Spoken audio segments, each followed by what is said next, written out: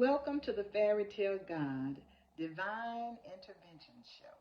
Yes, show, because God is showing us who God really is. I'm Shirley Ington, your host and messenger storyteller for the Most High. We are still on the college days of Philander Smith College. So, on March the 15th, 2020, I had a divine visitation by God.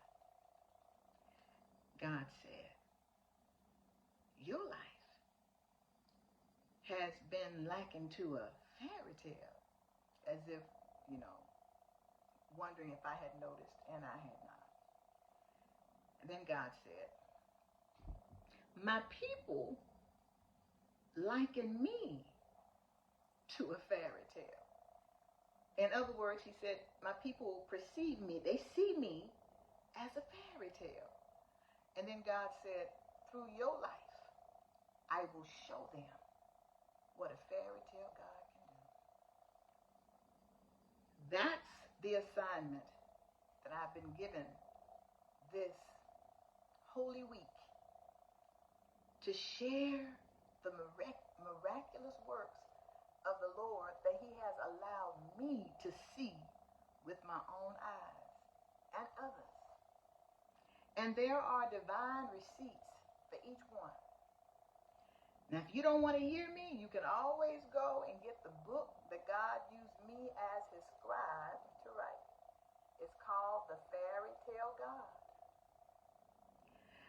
That book was written for such a time as this. And only God could have written it. There is no way that any human being could have written this book. That's why I'm just a scribe and one of the characters that he's used. But let me tell you, there are a lot of people that are named. So as I share with you different experiences, miracles, incidences, I want to make sure that you know that they are real. And so if you would like, you can always read the book and see who they are, because you unless you have witnesses, then what you say cannot be proven. Okay, so back to PSC. While I was at Philander Smith College, I applied for this program that they had that was an internship with different businesses in the community.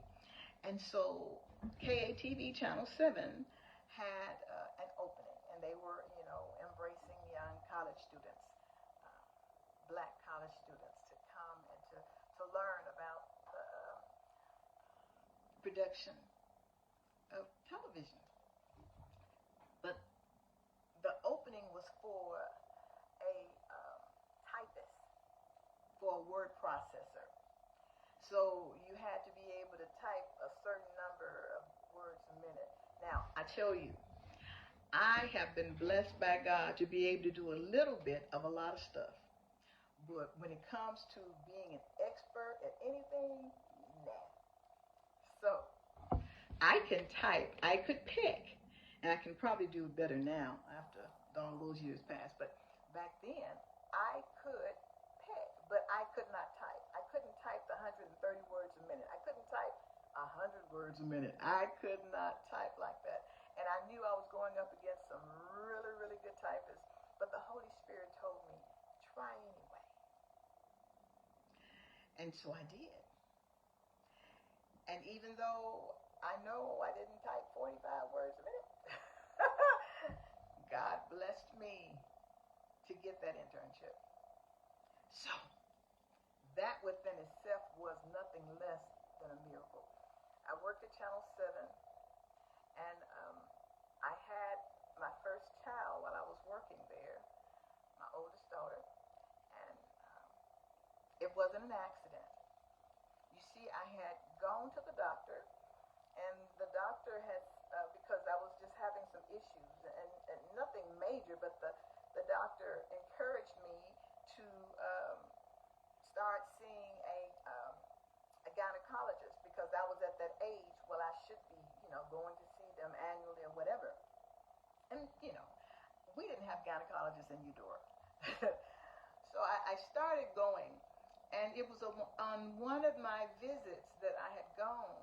It probably may have been my first one, and they did, all the work, lab work. It came back with cancerous cells. And so,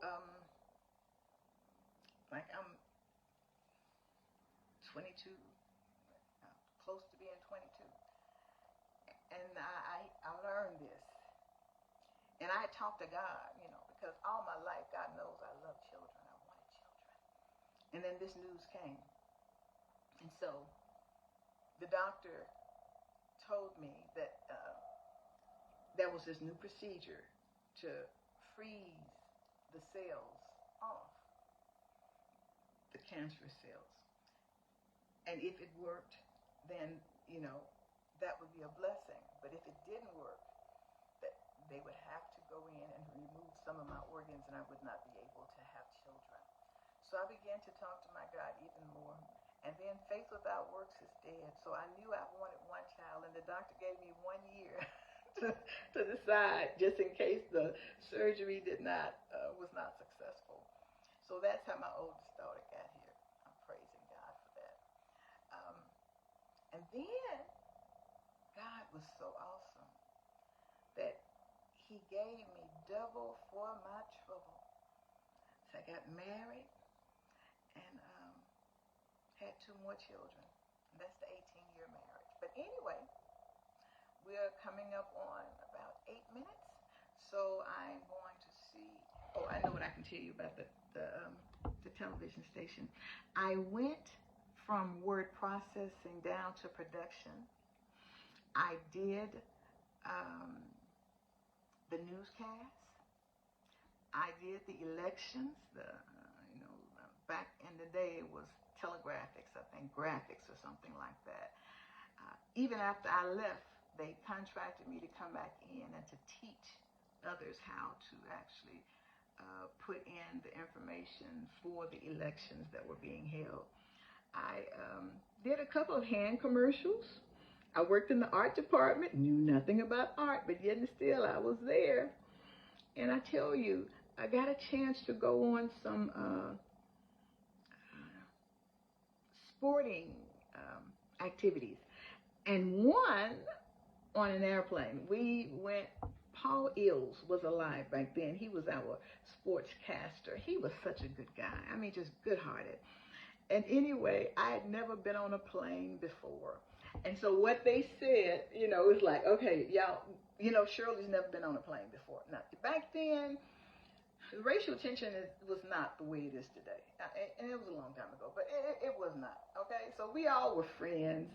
And they said, Shirley's never been on a plane before. So they got together and went and bought black balloons.